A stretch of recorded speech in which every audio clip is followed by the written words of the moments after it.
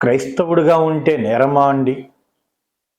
చర్చికి వెళ్తే నేరమా అండి? క్రైస్తవుడే, నువ్వు క్రైస్తవుడు, ఏంటి తప్పు? చర్చికి వెళ్తే అది నేరమా? నేను క్రిస్టియన్ కాదని అబద్ధాలు చెప్తే అది నేరమే అవుతుంది. జై శ్రీరామ్. ఈ పివి సునీల్ కుమార్ ఏమంటున్నాడో వినండి. క్రైస్తవుడిగా ఉండటం నేరమా? అదేమన్నా తప్పుడు పనా? బ్యాంకు కన్నాలు వేయటమా అండి క్రైస్తవుడిగా? నేను ఎవరినే వాళ్ళలేదండి. క్రైస్తవుడిగా ఉండటం తప్పు కాదని చెప్తున్నా. అలాగే అలాగే మన చీరాల పాస్టర్ గారు సోదరుడు చింతాడ ఆనంద్ మాదిగా, ఆయనకు మేము పూర్తి బేషరతుగా మద్దతు ప్రకటించాం. ఆయన న్యాయ పోరాటంలో ఆయనకి తోడుగా ఉంటానని నేను చెప్పాను. విన్నారు కదా ఈ పివి గడు ఏమంటున్నాడో. క్రైస్తవుడిగా ఉంటే నేరమా అండి? చర్చికి వెళ్తే నేరమా అండి? ఎవడన్నాడు? క్రైస్తవుడిగా ఉంటే జైల్లో పెడతామని ఎవడన్నా అన్నాడా? చర్చికి వెళ్తే ఎవడైనా జైల్లో పెడతాము అన్నాడా? చర్చికి వెళ్ళడము, క్రైస్తవుడిగా జీవించడము చట్టరీత్యా నేరం అని ఎవడు అన్నాడు? ఎవడనలా, వీడికి వీడే అనుకుంటున్నాడు. కాకపోతే నేరం ఏమిటి అంటే, క్రిస్టియన్గా జీవిస్తూ నేను క్రిస్టియన్ కాదు అని చెప్పడం నేరం. అర్థమవుతుందా? ఆడు క్రిస్టియన్గా జీవిస్తూ కూడా క్రిస్టియన్ అని చెప్పుకోలేని హీన దీన ఘోరాతి పరిస్థితుల్లో ఉన్నాడంటే ఏమనుకోవాలి? కాబట్టి ఈ పివి గారు చెప్పినట్టుగా క్రైస్తవుడిగా జీవించడం కానీ, క్రైస్తవుడిగా ఉండడం కానీ, చర్చికి వెళ్ళడం కానీ నేరం కాదు. కానీ వెళ్తూ కూడా, క్రైస్తవుడిగా జీవిస్తూ కూడా నేను క్రిస్టియన్ కాదని అబద్ధాలు చెప్తే అది నేరమే అవుతుంది.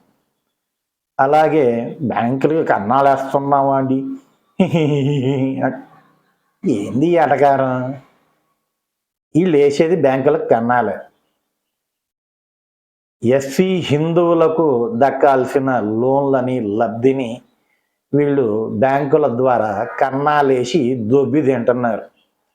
ఎస్సీలకు దక్కాల్సిన ఎడ్యుకేషన్ లోన్ కావచ్చు, బిజినెస్ పెట్టుకునే లోన్ కావచ్చు, ఈ వెహికల్స్ తీసుకునే లోన్ కావచ్చు, అబద్ధపు ధృవీకరణ పత్రాలతో వీడు క్రిస్టియన్గా ఉంటూ కూడా హిందువునని చెప్పి అబద్ధపు ధృవీకరణ పత్రాలతో బ్యాంకులకు కన్నాలు వేస్తున్నారు.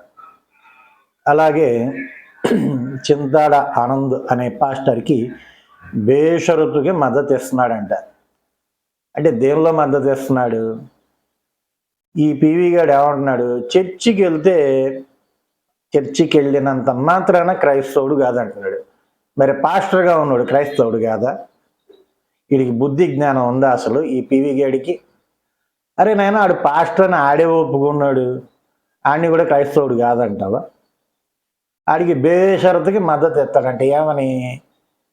ఆడు పాస్టరే అయినా కూడా ఎస్సీ సర్టిఫికేట్ కావాలా అని పోరాటం చేయడానికి ఈ ఎదవ ఆ ఎదవకి మద్దతు ఇస్తాడనమాట.